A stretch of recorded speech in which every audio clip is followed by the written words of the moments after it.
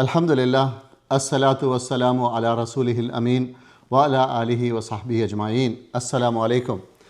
ഖുർആൻ ഒരു സവിശേഷ ഗ്രന്ഥമാണ്. ഇസ്ലാമിൻ്റെ മതഗ്രന്ഥമാണ് ഖുർആൻ. ഖുർആൻ പടച്ചവൻ്റെ ബുക്കാണ്, പടച്ചവൻ്റെ കിതാബാണ് എന്ന് വാദിക്കുന്നു.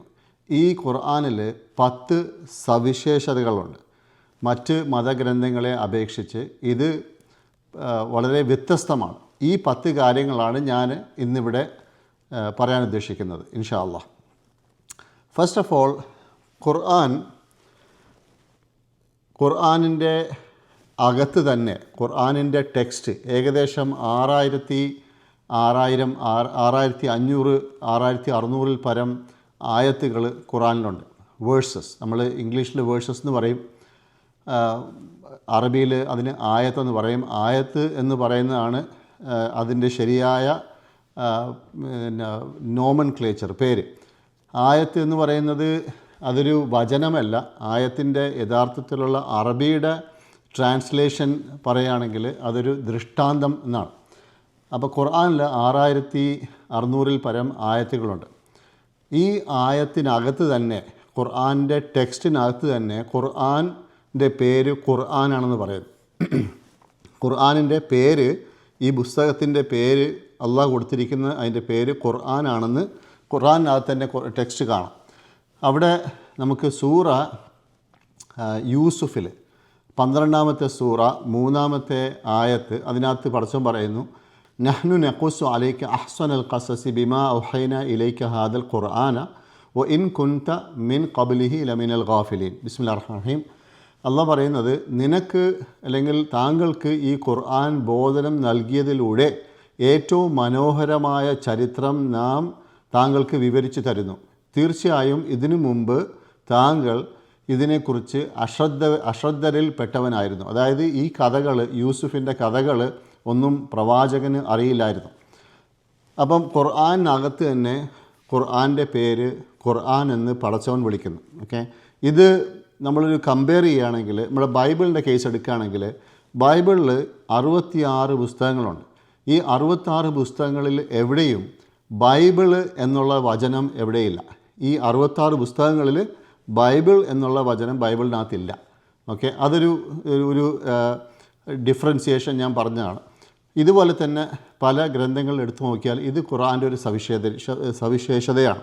അതായത് ഖുർആൻ എന്നുള്ള പദം, ഖുർആനിൻ്റെ പേര് ഖുർആൻ തന്നെ ഖുർആൻ എന്ന് വിളിക്കുന്നു. രണ്ടാമത്തെ ഒരു കാര്യം, ഈ ഖുർആൻ്റെ ആരാണ് ഖുർആൻ അവതരിപ്പിച്ചത്?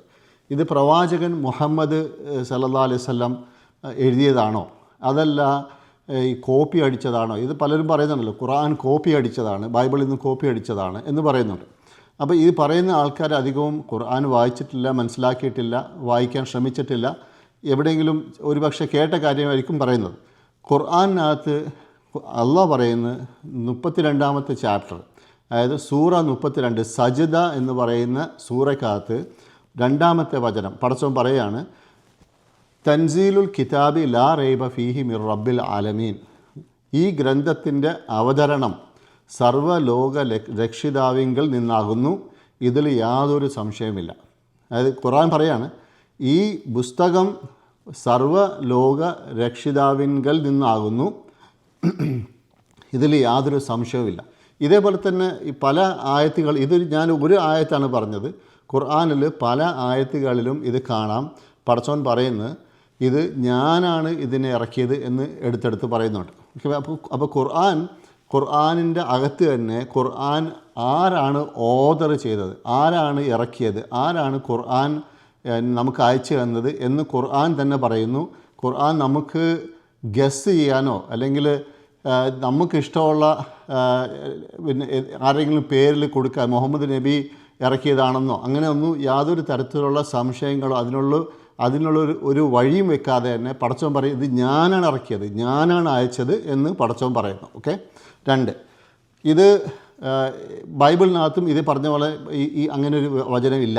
ബൈബിളിൽ നമുക്ക് കാണാം, ഈ ബൈബിള് പലരും പറയുന്നത് അത് ഇൻസ്പയർഡ് വേർഡാണെന്ന് പറയുന്നത്. അതായത് ഗാഡ് അള്ളാഹ് അല്ലെങ്കിൽ ദൈവം ഈ എഴുതിയ ആൾക്കാരെ ഇൻസ്പയർ ചെയ്തതാണെന്ന് പറയുന്നു. ഓക്കെ, അപ്പോൾ ദൈവം എഴുതിയതല്ല, ദൈവം അയച്ചതല്ല, ദൈവം ഇൻസ്പയർ ചെയ്തു എന്ന് പറയുന്നു. പക്ഷേ നമ്മൾ പുസ്തകങ്ങൾ വായിക്കുമ്പം, ഫോർ എക്സാമ്പിൾ ഈ നമ്മുടെ സുവിശേഷങ്ങൾ വായിക്കുമ്പം അതിനകത്ത് അങ്ങനെയല്ല കാണുന്നത്. അതിനകത്ത് ഓരോരുത്തരും ഒരു ലെറ്റർ എഴുതുകയാണ്. പോളിൻ്റെ കത്തുകൾ, പല സ്ഥലങ്ങൾക്കും പോകുന്ന കത്തുകൾ. അതും സെയിൻറ്റ് പോൾ എന്ന് പറയുന്ന വ്യക്തി ജീസസ് ക്രൈസ്റ്റിനെ കണ്ടിട്ട് പോലുമില്ല. ജീസസ് ക്രൈസ്റ്റിൻ്റെ ജീവിതകാലത്തിൽ കണ്ടിട്ടേ ഇല്ല. ഓക്കെ, അങ്ങനെയുള്ള ഒരു വ്യക്തിയാണ് സെയിൻറ്റ് പോൾ. സെയിൻറ്റ് പോളിൻ്റെ കത്തുകൾ പല സ്ഥലങ്ങളിൽ വായിച്ചിട്ടുണ്ട്. ഈ കത്തുകളാണ് നമ്മൾ പറയുന്നത് ദൈവത്തിൻ്റെ പുസ്തകങ്ങളാണ്, അല്ലെങ്കിൽ ദൈവം ഇൻസ്പയർ ചെയ്തതെന്ന് പറയും. ഇതേപോലെ തന്നെ മറ്റു പുസ്തകങ്ങൾ നോക്കിയാലും അങ്ങനെ തന്നെ കാണാം. ഓക്കെ, അപ്പോൾ മൂന്നാമത്തത് ഈ പുസ്തകത്തിൻ്റെ ഖുർആനിൻ്റെ പടച്ചോൻ തന്നെ പറയുന്നു, ഖുർആൻ ഇതിൻ്റെ സേഫ് ഗാർഡ്, ഇതിൻ്റെ ഈ കാത്തു സൂക്ഷിക്കൽ അത് എൻ്റെ ചുമതലയാണ്. ദൈവം അള്ളാഹ് തന്നെ പറയുന്നു, ഇത് എൻ്റെ ചുമതലയാണ്, ഞാനിത് സേഫ് ഗാർഡ് ചെയ്യും. മനസ്സിലായില്ലേ? അപ്പോൾ ഇത് 15-ാമത്തെ സൂറ, ഹിജ്ർ എന്ന് പറയുന്ന സൂറ, അതിനകത്ത് 9-ാമത്തെ ആയ പടച്ചോൻ പറയാണ്, ഇന്നാ നഹ്നു നസ്സൽന ദിക്റ വ ഇന്നാ ലഹു ലഹാഫിദൂൻ.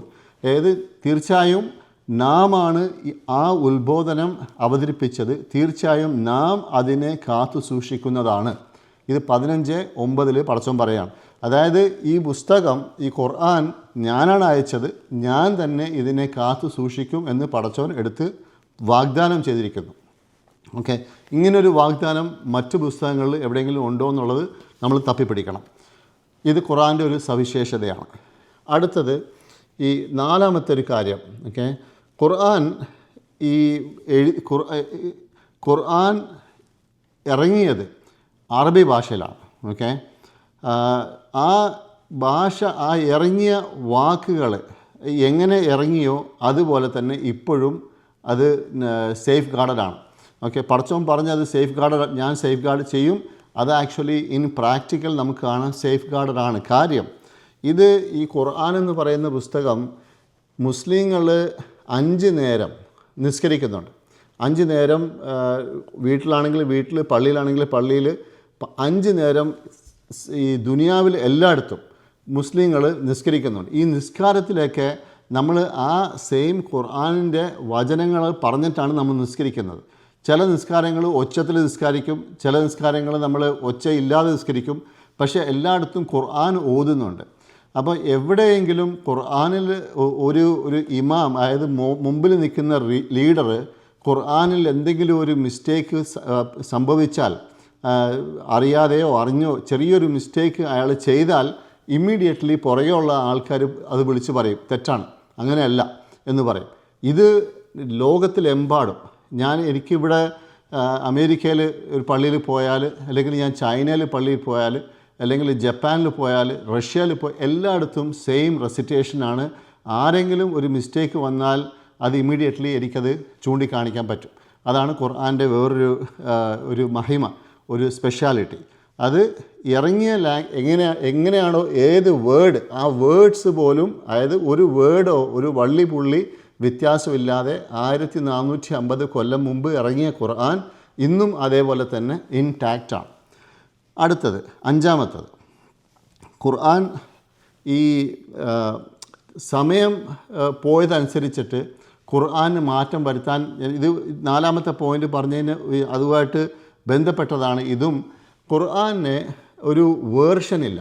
അതായത് ഇപ്പോൾ നമ്മൾ ഈ ബൈബിളിൻ്റെ കേസിൽ എടുക്കുകയാണെങ്കിൽ നമുക്ക് കിങ് ജെയിംസ് വേർഷൻ വേറെ, ന്യൂ ഇൻ്റർനാഷണൽ വേർഷൻ വേറെ, ഇതേപോലെ തന്നെ കാത്തലിക്സിൻ്റെ ഡുവൈ വേർഷൻ അത് വേറെ, ഇങ്ങനെ പല വേർഷൻസ് ഉണ്ട്. വേർഷൻസ് എന്ന് പറഞ്ഞാൽ അവിടെ വാക്കുകൾ മാത്രമല്ല പുസ്തകങ്ങളും വ്യത്യാസമാണ്. അതായത് കാത്തലിക്സിന് ഈ പ്രൊട്ടസ്റ്റൻസിന് 66 ബുക്സ്, കാത്തലിക്സിന് 7 ബുക്സ് കൂടുതൽ.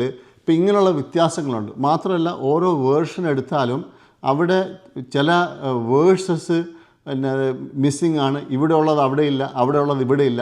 പക്ഷേ ഖുർആൻ അങ്ങനെയല്ല. ഖുർആൻ ഒറ്റ ലാംഗ്വേജിലാണ്. ആ ഒറ്റ ബുക്ക് തന്നെ നമ്മൾ ഈ ദുനിയാവിൽ ഏത് മൂലയിൽ പോയാലും നമുക്കത് ആ സെയിം ബുക്ക് തന്നെ എല്ലായിടത്തും കാണും, എല്ലായിടത്തും റെസിറ്റേഷൻ സെയിമാണ്. അതുകൊണ്ട് ഇറ്റ് സ്റ്റേസ് ഇൻടാക്റ്റ്. ഓക്കെ, 1450 കൊല്ലം മുമ്പ് എങ്ങനെ ഉണ്ടായിരുന്നോ അങ്ങനെ തന്നെ ഇപ്പോഴും ഇൻടാക്റ്റ് ആണ്. അത് ആർക്കും മാറ്റാൻ പറ്റില്ല. കാര്യം വെച്ചാൽ ഇത് എല്ലാവർക്കും മനഃപ്പാഠമാണ്.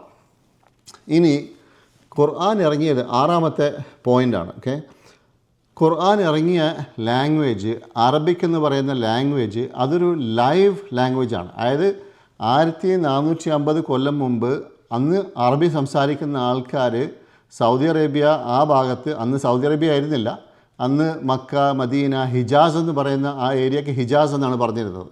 ആ ഭാഗത്ത് ആൾക്കാർ താമസിച്ച് അറബിയാണ് സംസാരിച്ചിരുന്നത്. ആ ലൈവ് ലാംഗ്വേജ് ആയിരുന്നു. അതായത് ആ ആൾക്കാർ സംസാരിക്കുന്ന ഭാഷയിലാണ് ഖുർആൻ ഇറങ്ങിയത്. ആ സമയത്ത് അവിടെ യഹൂദികളുണ്ടായിരുന്നു, അവരും അറബി സംസാരിക്കുമായിരുന്നു.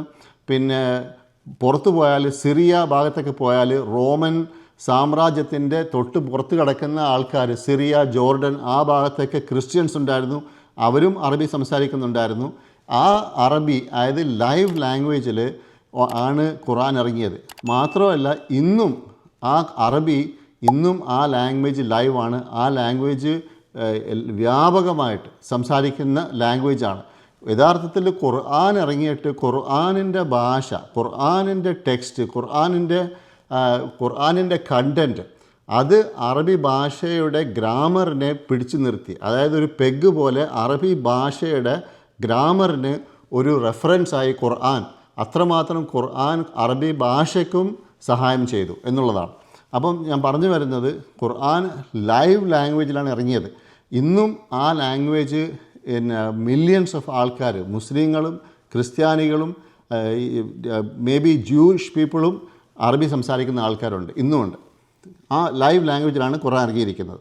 ഇനി ഏഴാമത്തെ ഒരു സ്പെഷ്യാലിറ്റി, ഈ നമ്മൾ ഏത് നാട്ടിൽ പോയാലും ഖുർആൻ മെമ്മറൈസ് ചെയ്യുന്ന ആയിരക്കണക്കിന്, ലക്ഷക്കണക്കിന് ആൾക്കാരുണ്ട്. ഇപ്പം നമ്മുടെ നാട്ടിലും കേരളത്തിലും കാസർഗോഡ് മുതൽ തിരുവനന്തപുരം വരെ പോയാൽ, അതുപോലെ തന്നെ നമ്മൾ കാശ്മീർ മുതൽ കന്യാകുമാരി വരെ പോയാൽ, എവിടെ പോയാലും ഖുർആൻ മെമ്മറൈസ് ചെയ്യുന്ന ആൾക്കാർ ലക്ഷക്കണക്കിനുണ്ട്. അത് ലക്ഷക്കണക്കെന്ന് പറഞ്ഞാൽ അത് കുറവാണ്. മില്യൺസ് ഓഫ് ആൾക്കാർ ഖുർആൻ മെമ്മറൈസ് ചെയ്യുന്ന ആൾക്കാരാണ്. ഇപ്പം ഞാനും ഖുർആൻ്റെ പല ഭാഗങ്ങളും മെമ്മറൈസ് ചെയ്തിട്ടുണ്ട്. അത് എല്ലാ മുസ്ലിങ്ങളും മെമ്മറൈസ് ചെയ്തിട്ടുണ്ട് പല ഭാഗങ്ങളും.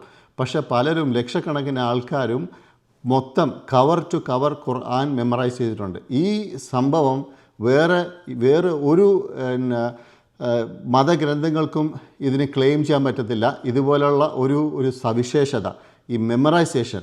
ആ മെമ്മറൈസേഷൻ പടച്ചവൻ ഖുർആനിനെ കാത്തു സൂക്ഷിക്കുന്നതിൻ്റെ ഒരു ഭാഗമാണെന്ന് വേണമെങ്കിൽ അങ്ങനെയും പറയാം.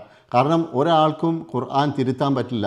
ഇന്ന് നമ്മൾ ദുനിയാവിലുള്ള മൊത്തം ഖുർആൻ നമ്മൾ ബേൺ ചെയ്ത് കത്തിച്ച് കളയുകയാണെങ്കിലും നാളെ രാവിലെ 24 മണിക്കൂറിന് മുമ്പ്, 24 മണിക്കൂറിനുള്ളിൽ ആ ഖുർആൻ രണ്ടാമത് റീപ്രൊഡ്യൂസ് ചെയ്യാൻ പറ്റും. അത്രയ്ക്ക് വള്ളി പുള്ളി വ്യത്യാസമില്ലാതെ റീപ്രൊഡ്യൂസ് ചെയ്യാൻ പറ്റും. അങ്ങനെയാണ് മെമ്മറൈസേഷൻ, ഖുർആൻ്റെ മെമ്മറൈസേഷൻ. ഓക്കെ, അതാണ് ഏഴാമത്തെ സവിശേഷത. ഇനി എട്ടാമത്തത്, വേറൊരു മതഗ്രന്ഥത്തിനും ഇല്ലാത്തൊരു സവിശേഷതയാണിത്. ഖുർആനിൻ്റെ ടെക്സ്റ്റിനകത്ത്, ഖുർആനകത്ത് തന്നെ ഖുർആൻ ചാലഞ്ച് ചെയ്യാൻ, വെല്ലുവിളിക്കുകയാണ്. അതായത് ഇന്നും നമുക്ക് കാണാമല്ലോ, ഖുർആൻ കോപ്പി അടിച്ചതാണ്, ഖുർആൻ മറ്റേ വേറെ ആരോ പറഞ്ഞു കൊടുത്താണ്, മുഹമ്മദ് നബി സല്ലല്ലാഹു അലൈഹി വസല്ലം മറ്റേ ക്രിസ്ത്യാനികളുടെ, ജൂതന്മാരുടെ, അവരുടെ ഇടയിലുള്ള തർക്കം കേട്ടിട്ട് അതിൽ നിന്ന് പഠിച്ചതാണ് ഖുർആൻ എന്നൊക്കെ പറഞ്ഞ് പല തരത്തിലുള്ള ആൾക്കാരും വാദിക്കുന്നുണ്ട്.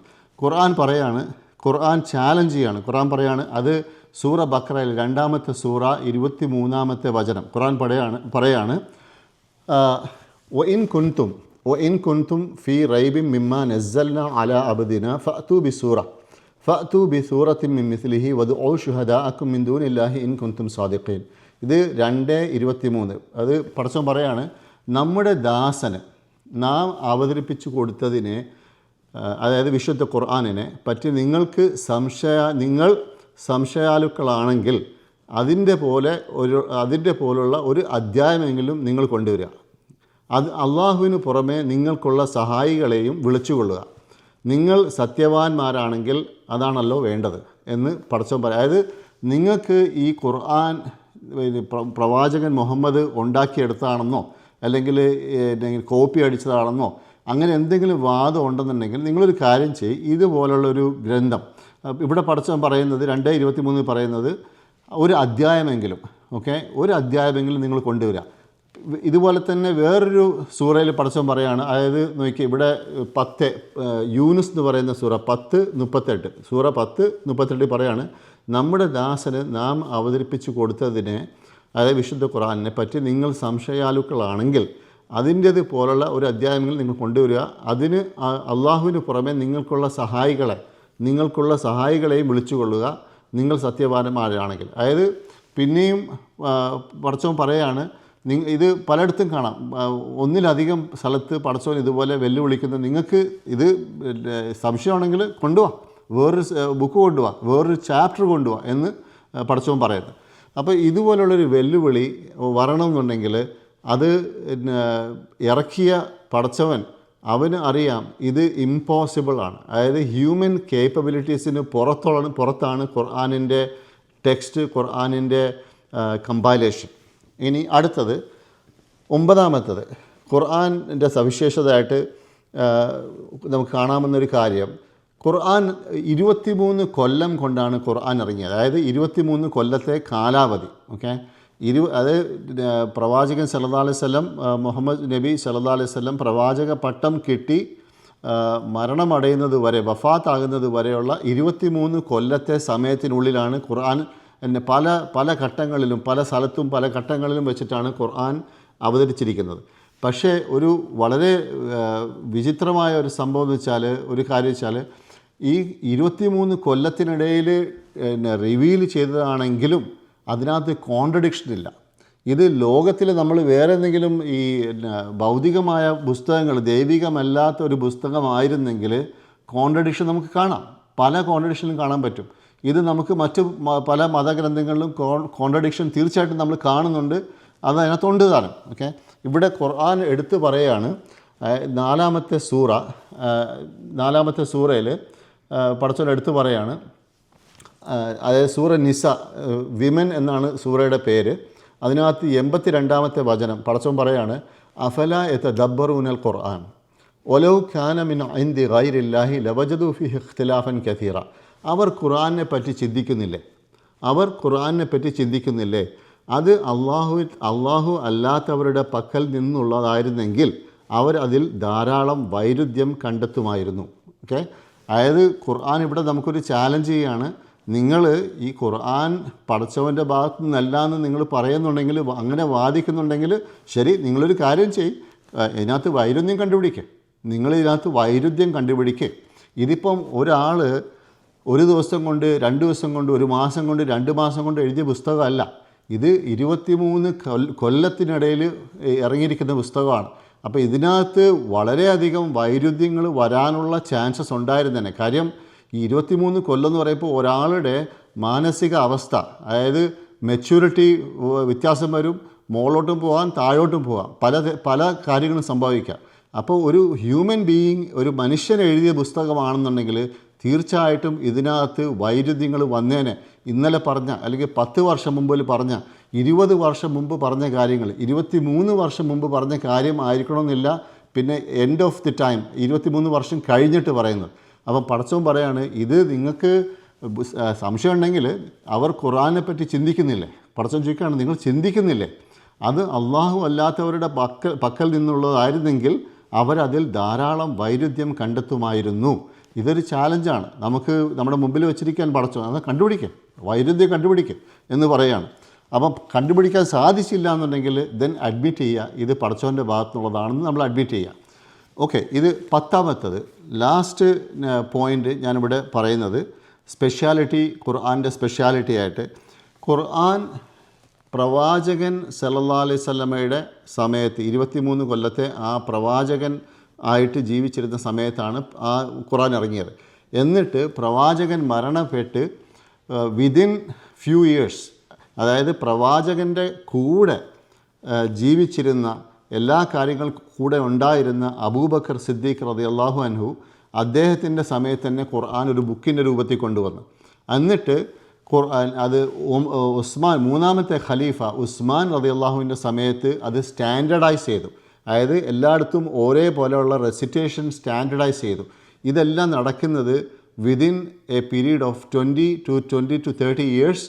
പ്രവാചകൻ്റെ കൂടെ ജീവിച്ചിരുന്ന, പ്രവാചകൻ്റെ കൂടെ സഞ്ചരിച്ചിരുന്ന, അല്ലെങ്കിൽ പ്രവാചകൻ്റെ കൂടെ എല്ലാ കാര്യങ്ങളും ചെയ്തിരുന്ന സഹപ്രവർത്തകർ, അവരുടെ സമയത്ത് തന്നെ ഖുർആൻ്റെ കംപ്ലീറ്റ് കമ്പൈലേഷനും അതേപോലെ തന്നെ ഖുർആനിൻ്റെ സ്റ്റാൻഡർഡൈസേഷനും അത് നടന്നു കഴിഞ്ഞു.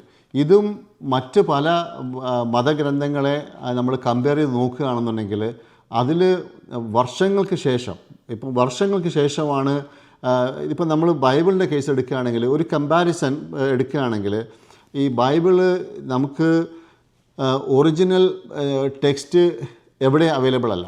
അതായത് ഈ ന്യൂ ടെസ്റ്റമെൻ്റ് എടുക്കുകയാണെങ്കിൽ Matthew, Mark, Luke and John, ഇതൊന്നും ഹീബ്രു ഭാഷയിലോ അല്ലെങ്കിൽ അറമായിക് ഭാഷ, ജീസസ് ക്രൈസ്റ്റ് സംസാരിച്ച ഭാഷയിൽ അവൈലബിൾ അല്ല. ദി ഏർലിയസ്റ്റ് മാനുസ്ക്രിപ്റ്റ്സ് നമുക്കുള്ളതെല്ലാം ഗ്രീക്ക് ഭാഷയിലാണ്. അതും പറയുന്നത് മാത്യു, മാർക്ക്, ലൂക്ക്, ജോൺ ഇവരാരും തന്നെ യഥാർത്ഥത്തിൽ ജീസസിൻ്റെ സഹപ്രവർത്തകരായിരുന്നില്ല. മാത്യു ജീസസിൻ്റെ സഹപ്രവർത്തകരായിരുന്നില്ല. ആ മാത്യു അല്ല ഈ എഴുതിയ മാത്യു. മാർക്കും വേറെ, ലൂക്ക് വേറെ, ജോൺ വേറെ. ഇതാരും ജീസസിൻ്റെ സഹപ്രവർത്തകരല്ല. പിന്നെ ബാക്കിയുള്ള 13 ബുക്കുകൾ എഴുതിയ പോള് ജീസസിനെ കണ്ടിട്ടില്ല. അപ്പം ഈ ബൈബിളിലെ ന്യൂ ടെസ്റ്റമെൻറ്റിലെ പുസ്തകങ്ങൾ വർഷങ്ങൾക്ക് ശേഷം, അതായത് 30, 40, 50 വർഷങ്ങൾക്ക് ശേഷം ജീസസിനെ കാണാത്ത, ജീസസിൻ്റെ കൂടെ താമസിക്കാത്ത, ജീസസിൻ്റെ കൂടെ കാര്യങ്ങൾ ചെയ്യാത്ത ആൾക്കാരാണ് എഴുതിയെന്നുള്ളത് ബൈബിൾ പണ്ഡിതന്മാർ പറയുന്നു. ഇതങ്ങനെയല്ല. ഖുർആൻ്റെ കേസിൽ അങ്ങനെയല്ല. ഇപ്പോൾ മുഹമ്മദ് നബി സല്ലല്ലാഹു അലൈഹി വസല്ലമയുടെ കൂടെ സഹവർത്തിച്ച വളരെ അടുത്ത കമ്പാനിയൻസിൻ്റെ സമയത്ത് തന്നെ ഖുർആനിൻ്റെ കംപ്ലീറ്റ് സ്റ്റാൻഡർഡൈസേഷൻ കഴിഞ്ഞു. അപ്പം ഞാൻ 10 കാര്യങ്ങൾ ഖുർആൻ്റെ സ്പെഷ്യാലിറ്റി ആയിട്ട് പറഞ്ഞു. നിങ്ങൾ ഇൻഷാ അല്ലാഹ് ക്വസ്റ്റ്യൻസ് ഉണ്ടെങ്കിൽ തീർച്ചയായിട്ടും കമൻസിൽ അറിയിക്കുക. നിങ്ങൾ ഈ ചാനൽ സബ്സ്ക്രൈബ് ചെയ്യുക, വീഡിയോ ലൈക്ക് ചെയ്യുക, ഫോർവേഡ് ചെയ്യുക. ഇൻഷാ അല്ലാഹ് നമുക്കിനിയും ഇതുപോലുള്ള വീഡിയോസ് ഇൻഷാ അല്ലാഹ് കൊണ്ടുവരാൻ ശ്രമിക്കാം. Thank you very much for watching. അസ്സലാമു അലൈക്കും വറഹ്മത്തുള്ളാഹി വബറകാതുഹു.